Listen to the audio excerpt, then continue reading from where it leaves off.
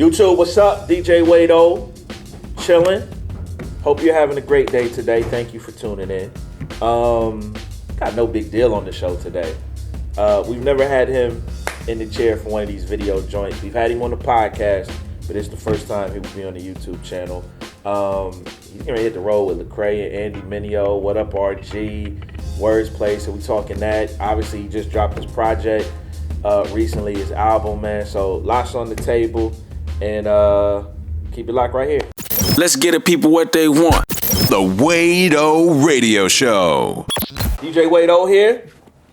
Wado Radio with my brother No Big Deal. Bro. First time on the video. Yeah, it's true. How you doing, brother? I'm doing well. Doing good? Happy to be here. Hey, man, I'm happy that you are here, man. Happy that you are here, bro. It's been too long. We should have been done this. That is a true statement. That's a true statement. But, you know, God's timing. Yeah. God's timing. What you been up to, bro? Man, album drop. Dope album, too. Last month, Solar. Getting ready for the tour with Lecrae Andy. Yeah. So I just been, I'm always working on music, but now I'm really trying to work on the live show, craft that whole thing, and just trying to move excellently with that. You toured a lot, though. I have. Andy Tribe was on the move. Man, we don't really turn down shows, none of us, but I just want to take it to the next level. I've never done anything like that, to this scale, like 40 nights back to back, so want to kind of take it up, son. You been hitting the gym too? I have. You gotta hit the gym for that, bro. Yeah, for sure. Working on the cardio and stuff, but yeah, man, it's necessary for sure. How excited were you when that whole thing came about for this tour? So, to be honest, I'm kind of like a careful, cautious person. So, when the talks started happening about the tour, I was like, I kept myself from being too excited. You know what I mean? I was like, okay, we'll see how it goes, and didn't really hear anything, and then they just sent me the artwork, and that was my confirmation. I was like, okay, all right, let's go. I literally got the artwork after Andy had already posted. Wow. So some people knew before me that it was 100% confirmed. Damn. DJ Mike LV was like, yo, you're going on a real tour, a tour, and I was like, what? And then I got the flyer. I was like, okay. So that's what's up. That's funny. Yeah. That's a funny story. So you got the flyer before a contract? Yeah. Okay. Actually, yeah, flyer before contract, and also flyer after it had already been posted by Andy. so yeah. That's quick.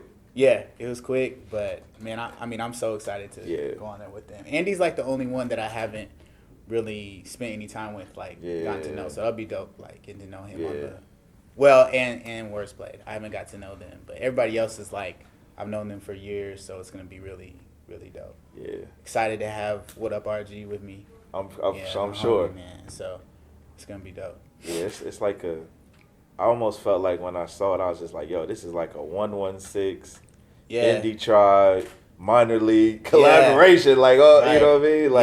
Everything intertwined. Yeah, it's super dope having all three of those pieces come together. Yeah.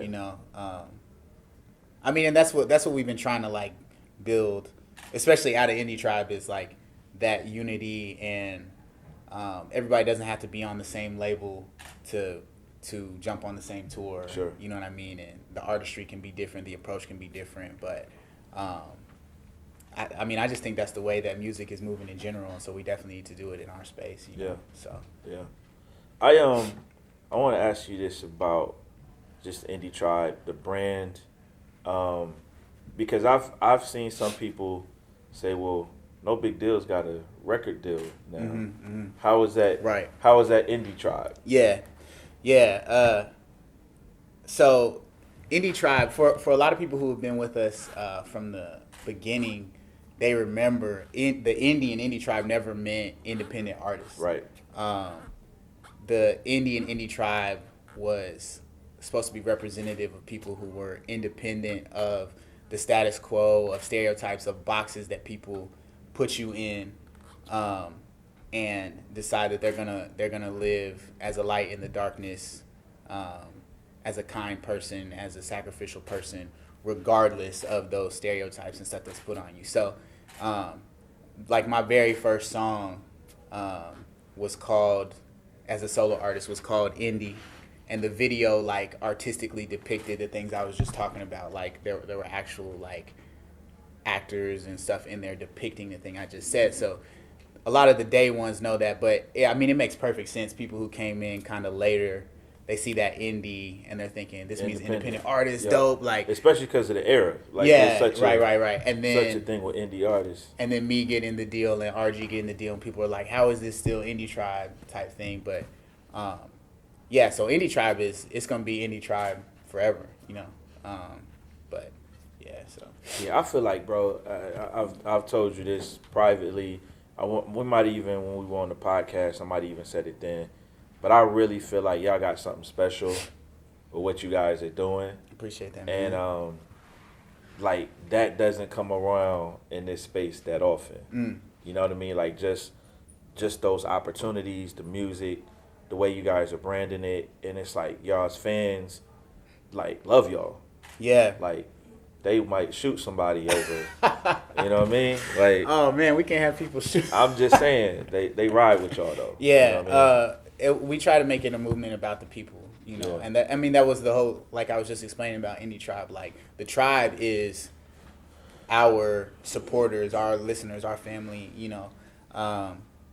So even when I perform, like when I do my shows, I tell them this isn't just my show, like this is our show. Like we're doing this together. Like this is the success or the failure of this is all of us together, you know, like-minded and moving forward together. So I think that the people just respond to that it's not just, I never just want to be a rapper performing at you.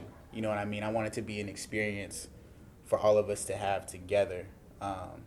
And just that like permeate everything we do, from music to performances to merch to everything, you know. I don't want to lose that like authenticity and that purity in the art. So and the other guys, they're the same way, you know. RG, he even pushes me to be like personal with fans and stuff, even more than I already am. You know what I mean? Like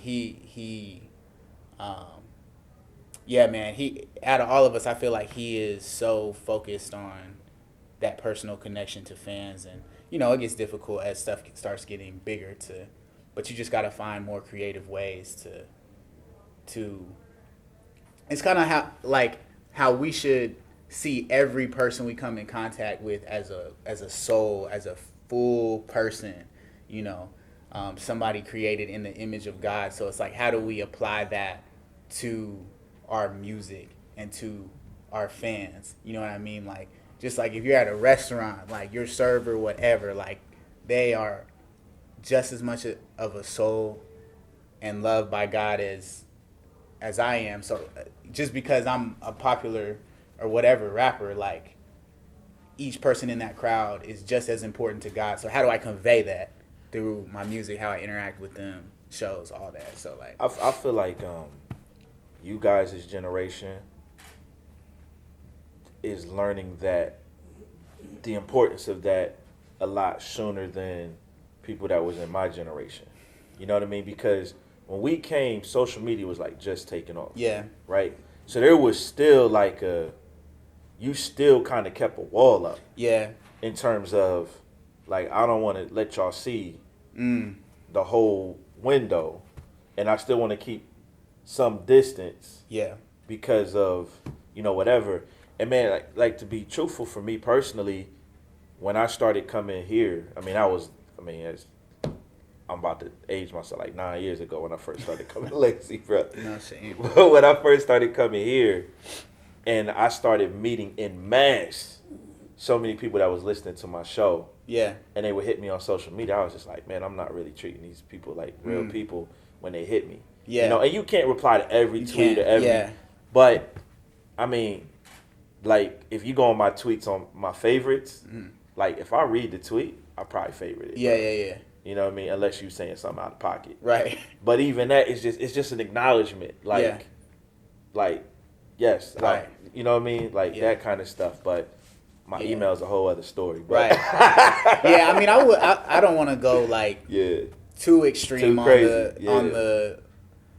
I don't think the only way to make people feel valued in that way or to treat people like we're supposed to is by being super present on social media, replying to everything. It's more for me. It's more when you do interact with people. Make that you know what I'm saying? Because we all have different personalities, different levels of introverts, extroverts. Honestly, sometimes I just dream about like, man, if I would have came up in the 90s, I wouldn't even have to worry about social media. Because sometimes, man, like honestly, if social media wasn't so attached to the music industry right now, then I probably wouldn't even have it, to be honest. Let me tell you something about the 90s, though. Like, I was doing music. I started doing music late 90s, early 2000s. Like, the club scene. Here's the problem, though. It was all about who you knew. Yeah, the gatekeepers. It was like, gatekeepers was like... Right. Like, it was a thing. Yeah. And now... That's the trade-offs. Yeah, for me as a DJ, though, DJing in clubs, like I was just straight doing clubs. If you had skills, you could get a show. Yeah. Like once people saw you could DJ, even if they didn't like you, it was like, yo, I got 6 hours to fill. Like, let me get this guy 2 or 3. Yeah. You know what I mean? They would do it. But, and then the platform, though, you had to be on the radio. Yeah. Like, as a DJ. Like, if you was on the radio in that city, man, you was booked all week. Yeah. If you weren't, you had to know people. Right. You know, so it's a trade-off, it was that bad for artists. And it was shady. That's how you had all shady deals. Yeah. Like in D.C., with the Howard, there was one guy who managed probably 90% of the DJs in the city. Damn. And he controlled who got in the clubs. This guy name was Yankee. You know what I mean? And it was just like, if Yankee wasn't representing you, it was iffy if you was going to get paid. Yeah. It was iffy if you was going to get really good gigs, unless you was cool with a promoter or something like that. So it was a trade-off, bro. Yeah, it's a big trade-off. Because now with like social media, it's like, man, you feel like if I'm not on there all the time, then people are going to forget. Yeah. You know what I mean? And that's not even... That kind of sounds like something that is, like, maybe you're just in your head, but it's true. Like, because people move so fast with music, and the shelf life of music is, 2 weeks. It's crazy.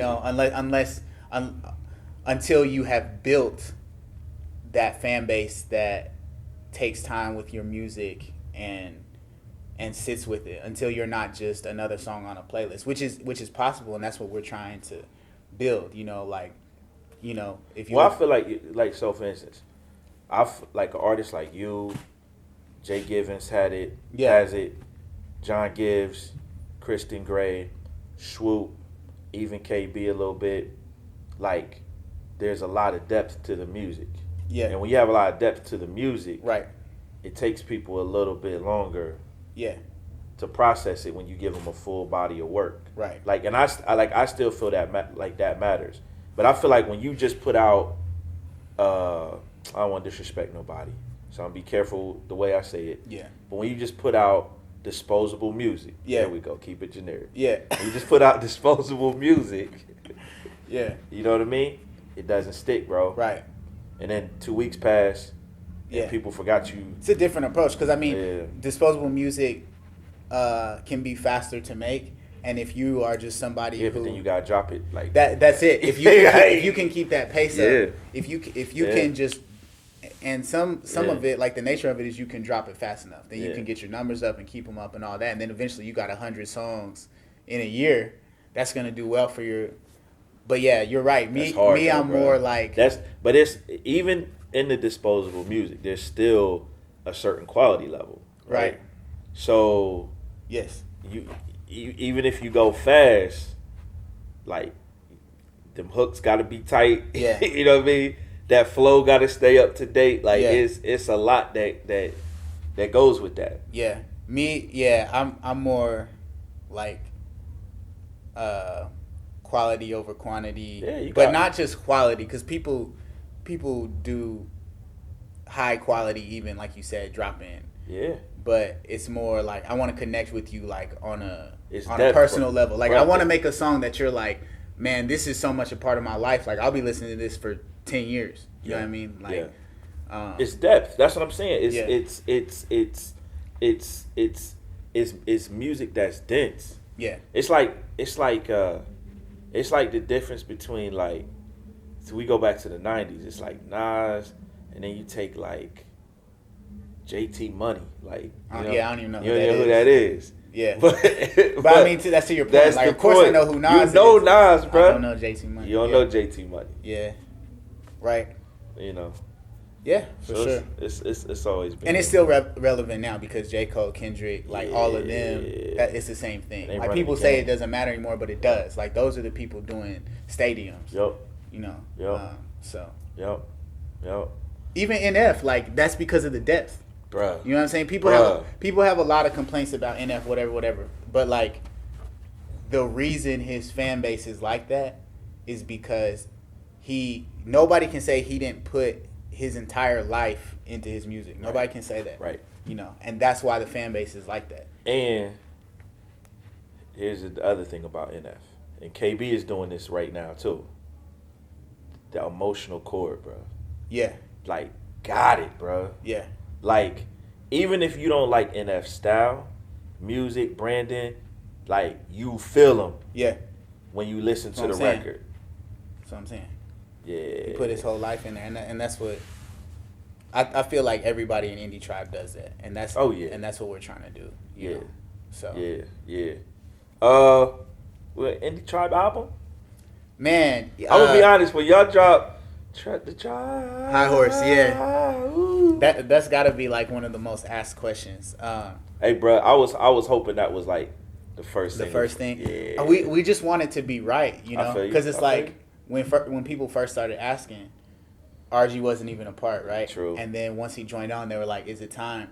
But think about like how much bigger it would be right now than it would have been a year ago, than it would have been 6 months ago. True. Think about after this tour. You know what I'm saying? So we want it to be, and obviously you could always say that and just wait forever. Yeah. We're not gonna do that, but we want it to be right. You know what I mean? Like it's not Detox. We're gonna do it, you know, but we want it to be right. So the other thing to think about though is, I know it's gonna be great because all of you all as artists are dope, and when y'all collab together, those are always some of the best songs on the projects, right? Yeah. Like the chemistry is like legit. Yeah. But the other thing to think about is, if you dropped it 6 months ago, you could drop another one. Yeah, that's true. That's You know? true. It's all it's coming though, but we want it to be right, you know.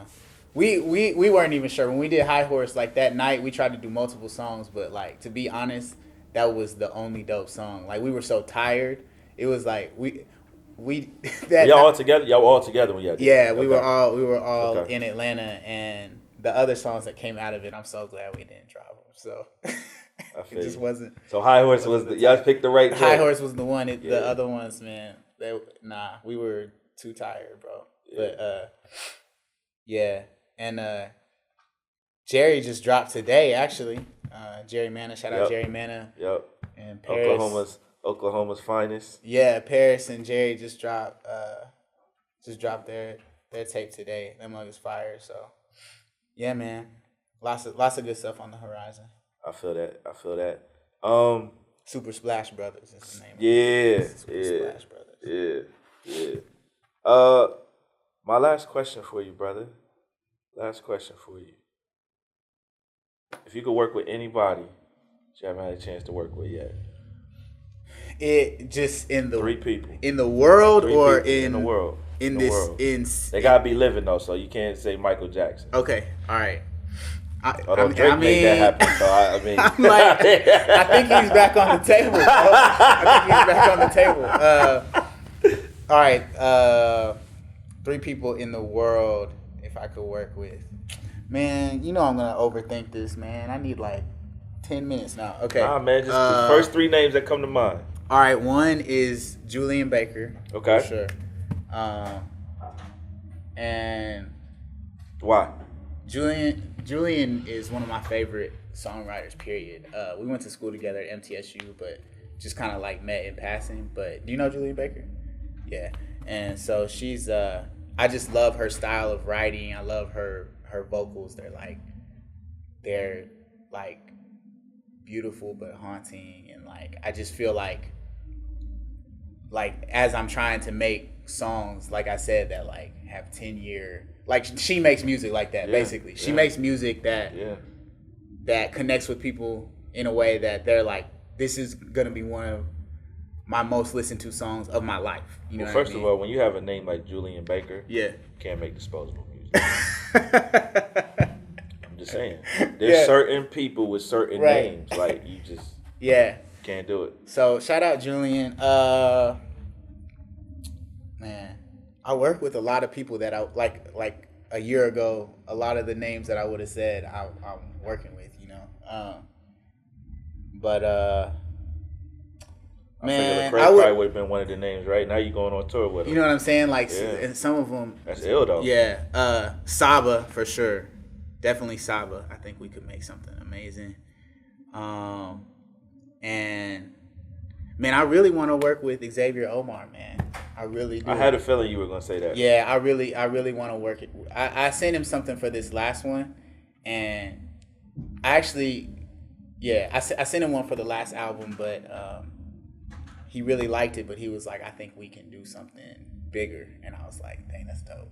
You know what I'm saying? So, but you know, he's got so much going on. But yeah, I would say Julian, Xavier, and Saba would be my top 3. Yeah, I just like what he's doing, period, bro. Like, yeah, he's that's a whole other conversation. Yeah, man, he's amazing, bro. Yeah. So that's my 3. Bro, I don't know if I'm gonna be able to come to the tour when it hits New York, man. I'm actually gonna be on tour with my man Seven at the time. Oh, okay. When I announced the dates, I was just like, oh man. You gonna be on the West Coast? Nah, it's on the East Coast. It's on the East Coast. I think that night we're in Connecticut or Pittsburgh or something like that. So yeah, man, I was definitely wanting to check that out. Yeah, because I never get to come to this. That'll be my first time in New York. Hey, bro, I know. Yeah, I don't get to come up there. Yeah. Hopefully that's going to change, though. It won't be the last, bro. Yeah. It won't be the last, man. Hey, listen, man, I appreciate you, brother. Thank you, bro. Really do, man. Yeah. And, you know, we'll get it, man. And praying for you, bro. Thank you, bro. Appreciate it as always. Hey, family, thank you so much for tuning in. Please make sure you hit the subscribe button, like this video, and leave us a comment. Would love to hear your thoughts on what we were just discussing. Also, if you want to book me for your next event, whether you got a concert, a party, a youth function, a corporate event, whatever it is, send us an email. It's booking@wadeorradio.com. I'd love to DJ your next event.